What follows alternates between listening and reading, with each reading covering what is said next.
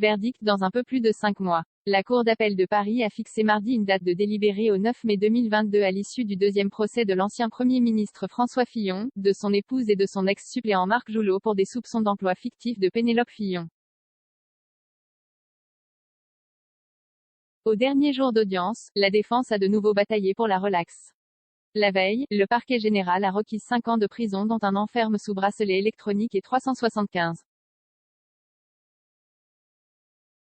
000 € d'amende contre François Fillon, 2 ans de prison avec sursis et 100 000 € d'amende contre Pénélope Fillon et 3 ans avec sursis contre Marc Joulot.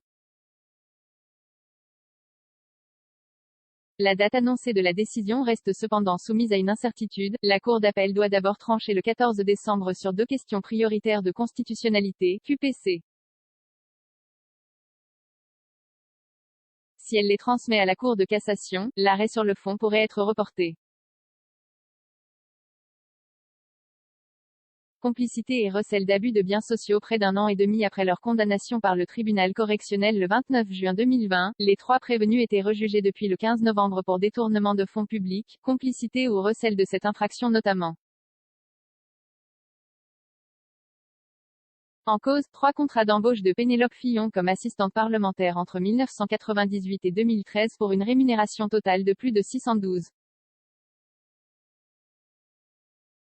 000 € net. Les époux Fillon comparaissaient aussi pour complicité et recel d'abus de biens sociaux, concernant l'emploi de Pénélope Fillon comme conseillère littéraire en 2012 et 2013, 135 000 € brut, à la Revue des Deux Mondes, propriété du milliardaire Marc Ladret de la Charrière. François Fillon, dont la campagne présidentielle en 2017 avait été minée par le Pénélope Gate, devait en outre s'expliquer sur l'embauche de ses 2 aînés comme assistant parlementaire quand il était sénateur entre 2005 et 2007, ainsi que sur un prêt non déclaré à la Haute Autorité pour la transparence de la vie publique, HATVP.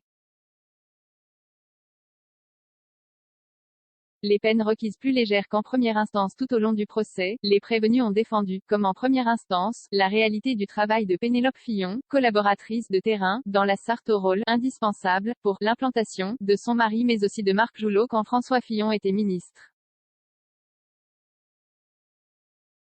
Des activités considérées comme impalpables, voire évanescentes, par l'accusation qui a en outre réclamé lundi des peines d'inéligibilité, 10 ans pour l'ancien locataire de Matignon, 67 ans, 2 ans pour Pénélope Fillon, 66 ans et 5 ans pour Marc Joulot, 54 ans.